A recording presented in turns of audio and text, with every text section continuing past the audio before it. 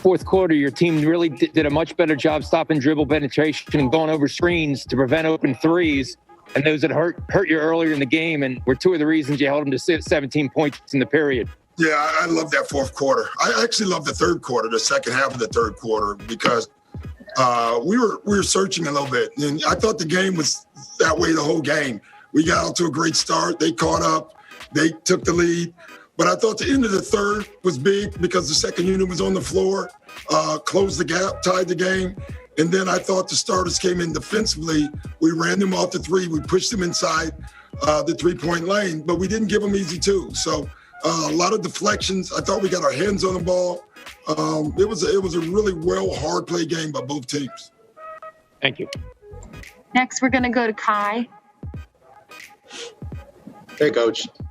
Can you just kind of talk about Joel? It just seems like he has like a different mean streak this year when it comes to just demanding the ball, taking over. What are you seeing out of him? What you see, same thing. I love how he played tonight because he kind of let it come to him with 40. That's hard to do. But every time they double teamed, he made the pass. Every time they didn't, he attacked. I don't know. I thought early on they wanted to double team. We got those 2 threes off of his passes. They got out of it. He starts scoring. They double team again. We get another 3. I thought that kind of balance from your team is good. And I love that he's trusting that. Thanks, Coach. Next, Paul Hudrick. Hey, Doc. And in that vein, when it seemed like Joel was kind of slowing down a little bit, Tobias really picked up the slack there in the fourth quarter, scoring-wise. How big was that for him to kind of sense that moment and kind of take over offensively? He was huge. I thought he was huge early in the game, too. He got off to a quick start. I don't think he got but one shot in the third quarter, and so we got to do better there. And everyone does. They have to recognize when you got a guy going. I thought the biggest play offensively of the game, other than Joel's points, was Tobias post-up down low. The post-up with Joel being the passer, which puts teams in a tough spot. So, he was good. Thought Ben was unbelievable. Defensively, first of all, Garden, we put him on Kemba tonight. We put him on Jaylen Brown tonight. We put him on Marcus Smart tonight. It's amazing what he can do for us. And tonight was a great example of that. And just to follow up with Ben, it was him playing with 5 fouls and to kind of make those plays at the end. How impressive was that to you? It was huge. It was a tough call, like when to put him back in. Usually that's not a hard call, but when you're putting them on Jaylen Brown and Kemba, it's very difficult to not pick up a foul and stay aggressive, and he was able to do that. Thanks, Doc. Over to Keith. Hey, Doc, you started off singing before you addressed the media. Is that because this was a pleasing victory for you? No, it was because I was just watching a performance by Demi Lovato singing A Lovely Day to Joe Biden. And my granddaughter loves that song, so it's stuck in my head. Oh, I thought they had you singing and you were so happy to perform. Early to sing out the games. So let me ask you this, Doc. Like, when you look at the Celtics, right? Last time the Sixers played the Celtics in the playoffs, it led to them making roster moves, coaching hires, and new front office people. When you look at this game, I know that you didn't have Seth, and I know they didn't have Jason Tatum, but what does this say about your team, the way they performed for you today? It says a lot. Listen, Boston's a top-tier team, and, they're extremely well coached. They play together. They're a bunch of bulldogs.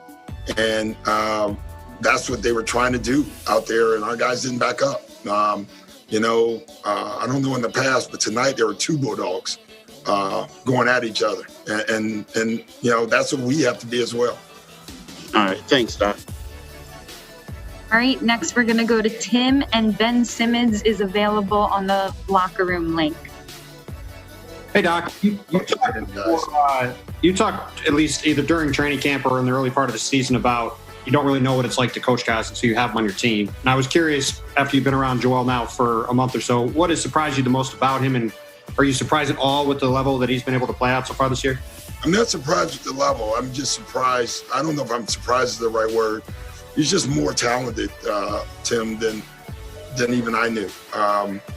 I knew he was extremely talented, but he has so many more gifts, off the dribble. He can pick his spots. One of his weak points, I guess, was post passing, and he's been phenomenal in that this year. He's tough to guard. I guess the other thing, I knew he was big, but I don't think you know how big guys are until you're in the locker room with him. He's a big man, and he's playing that way. Last one, Austin.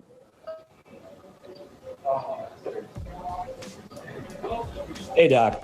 So tonight was your first night on this side of the Celtics-Sixers rivalry. Yeah. I feel like, they fought back to get back into this game and win down the stretch. Did you feel like you learned something new about your players tonight? Yeah, we had to have some mental toughness down the stretch. But if you look, Austin, at some of our games, we've won 2 or 3 games already that way this year. And that tells you that this team has an ability to dig deep, even when things aren't going well for them.